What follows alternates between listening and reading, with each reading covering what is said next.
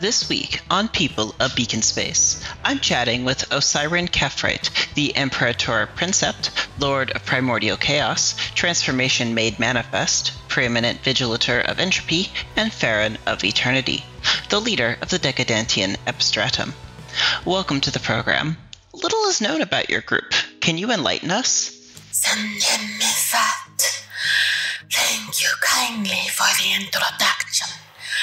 I am Osirion Kheprite, the Imperator Princept, entrusted with the mantle of leadership in the Decadentian Epistratum. Our society has emerged from the depths of a history that spans millennia.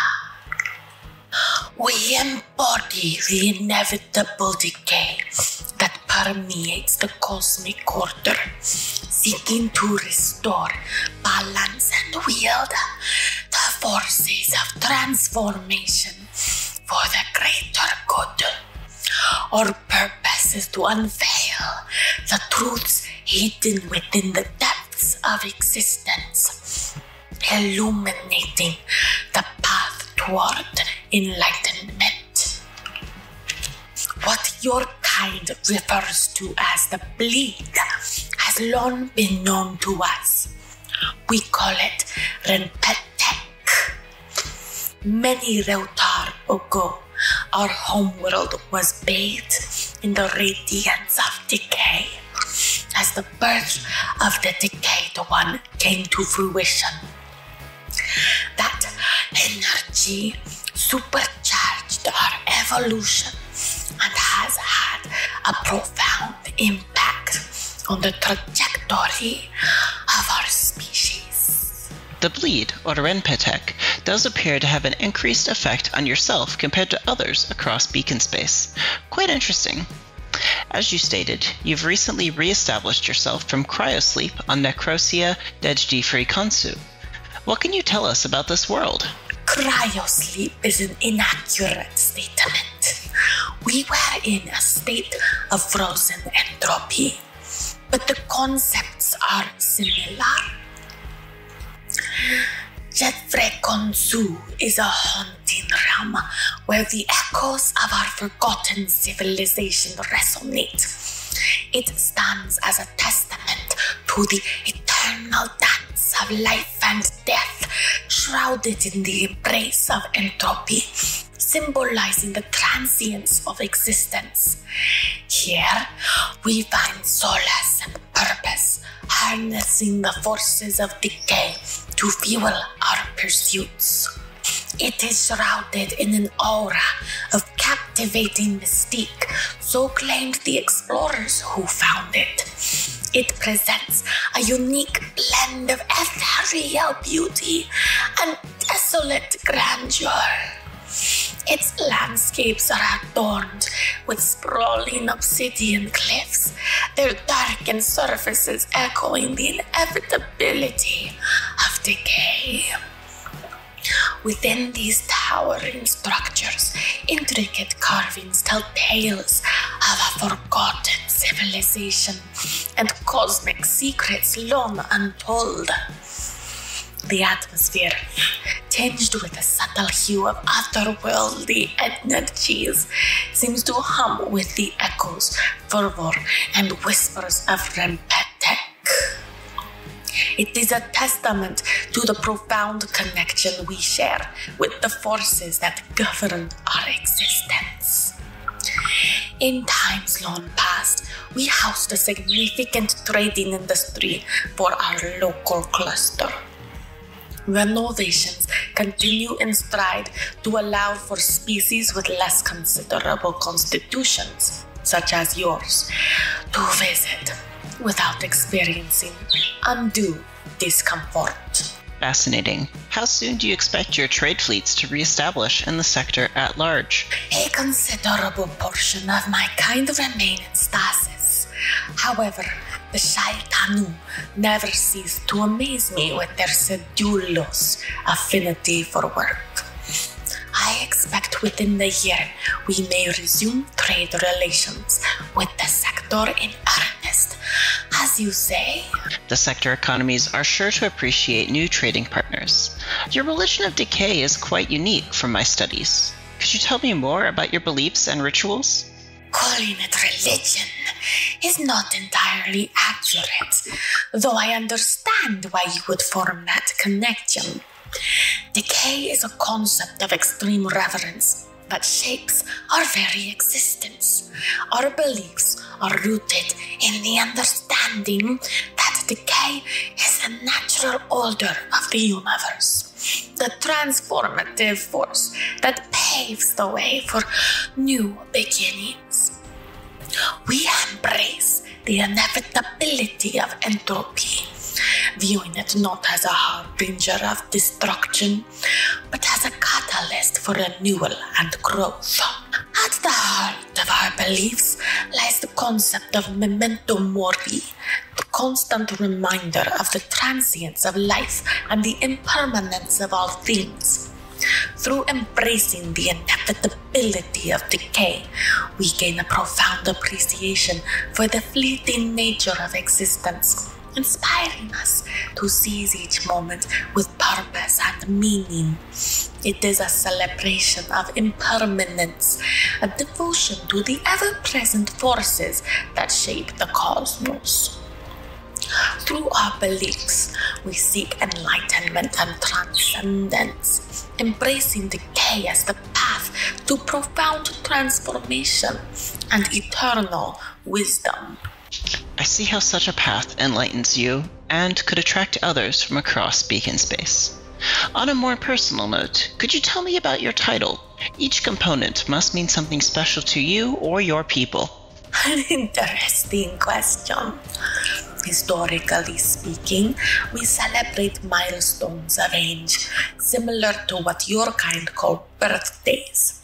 However, since the vast majority of our species lives for less than 2 or 3 rotar, we only celebrate milestones of decades based on service.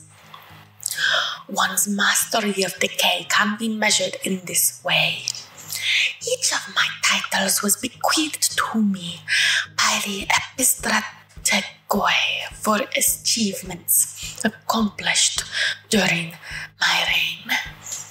In total, I have 472 titles in my storied name. This became cumbersome after a while, and it is now permissible etiquette to simply refer to my most recent titles. Do not take my response as a sign of hubris. We are a society guided by epistocratic policy and merit. These titles merely reflect the poetic diction of events long ago. Imperator Princept, a title that encapsulates my command over the forces of entropy and my mastery of the intricate dance of power. Lord of Primordial Chaos, a reminder that chaos is the very essence from which our order emerges. A reminder to all that I am the architect of our destiny. Transformation made manifest, an acknowledgement of my ability to shape the world around me, to mold and manipulate events to suit my desires. Preeminent Vigilator of Entropy, a testament to my unwavering vigilance in upholding the natural order of decay and rebirth. And Pharon of Eternity, a proclamation of my everlasting presence in the annals of our history, a beacon of eternal wisdom in an ever-changing universe. An intriguing use of such titles. A shame you only lived to be a few rotar old. Do you have a title that you're particularly proud to have achieved? I do not. The notion of pride is a concept foreign to my ilk. I take no pleasure, no irritation from my responsibilities as a leader. I serve as is required of me, as all of us serve, as is required of all of them.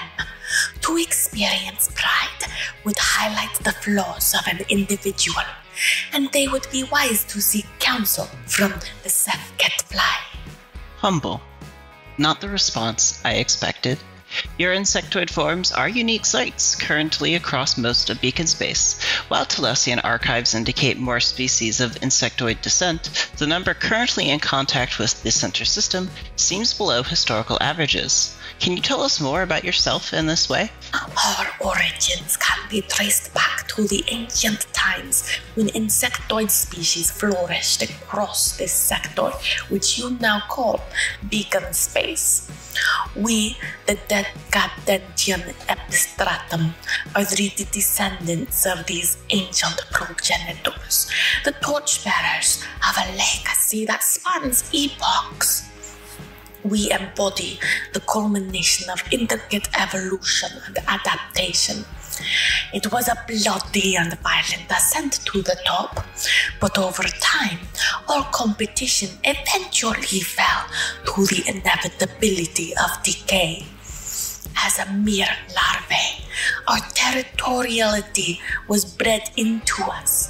Our conquest of the other locals is ancient history, and this, I believe, explains the noticeable absence of additional insectoid species, a testament to our dedication to permanence. A fascinating history.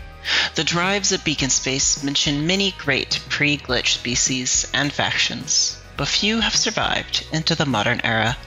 I'll have to bring this up with BBTV's chief historian, Huxley English, to see what he can find. Your culture has a hierarchy of leadership consisting of different castes. Could you briefly describe these different roles in your society? We are a civilization of many species, unlike most that now inhabit this section of space. In order to maximize the benefits of the individual to the collective whole, a caste system was implemented for members of the various species. Every citizen is born into a caste and will remain there for the entirety of their lives, barring them serving in our armed forces. In total, we have 7 castes. Briefly, these are the Shaitanu, our worker caste, the Anxerket, our diplomatic caste, the Ma'atgat, the military caste, the Paseranudet, the bureaucratic caste, the Sefhet Fly, our theological caste, the Neferank, which is our scientific caste. Finally, there is the Ankh-Narudef, which is the caste of royalty. I hail from the Ankh-Narudef. Each caste forms a symbiotic relationship with each other to maintain a cohesive civilization. Each is important to the whole collective as any other. This is all very fascinating. Learning about new cultures is a favorite pastime of mine. Now for a chance to flip the script. Do you have any questions for me? Intriguing to have the opportunity for inquiries turned upon me. Very well. I shall seize this moment to seek enlightenment from your perspective. As an inquirer, I ask, in your perception, how does our philosophy of decay and entropy resonate with your own understanding of existence? How do you perceive the impact of our presence in Beacon space? And what do you believe it means for the broader tapestry of civilizations? I firmly believe that each of us has a task here in Beacon space, perhaps unknown to our minuscule lives. By our actions and energy, we impact this space, perhaps seeding the ground for new arrivals in the distant future. Perhaps this leads to my opinion that any species emerging in Beacon space changes it, for better or worse, something that we, and all these viewers across the sector, can only learn by observation of the actions taken. Beacon space is never idle. The webs of change deeply permeate this space. Yet, I digress. Any final words for the viewers at home? To the viewers at home, I impart my final words with solemnity and a profound understanding of the cosmic tapestry that weaves our existence. As you witness the rise of the Decadentian Epistratum, I offer you these reflections. In embracing decay, we embrace the very essence of existence itself. We understand that within the natural order of entropy lies the seed of transformation and renewal. We challenge the conventional notions of stagnation and seek to forge a path guided by the ever-changing rhythms of cosmic entropy. For those who dare to glimpse beyond the veil of the mundane, who yearn for the unraveling of mysteries and the illumination of truth, we extend an invitation. Join us in our pursuit of enlightenment, in our reverence for decay and entropy. Witness the metamorphosis of the universe as it dances to the tune of cosmic forces. In the presence of the Decadentian Epistratum, you will witness the interplay of darkness and enlightenment, of chaos and order. We extend our influence not as conquerors, but as catalysts for transformation, pushing the boundaries of understanding. To those who embrace the allure of entropy, we extend a hand in kinship. Together, let us journey through the depths of cosmic secrets, seeking enlightenment in the embrace of decay. For it is through the passage of time, through the dance of the decay, that we find our truest purpose. Osirion Kheprite, the Imperator Precept, Lord of Primordial Chaos, Transformation Made Manifest, Preeminent Vigilator of Entropy, and Pharon of Eternity. Thanks for joining us today.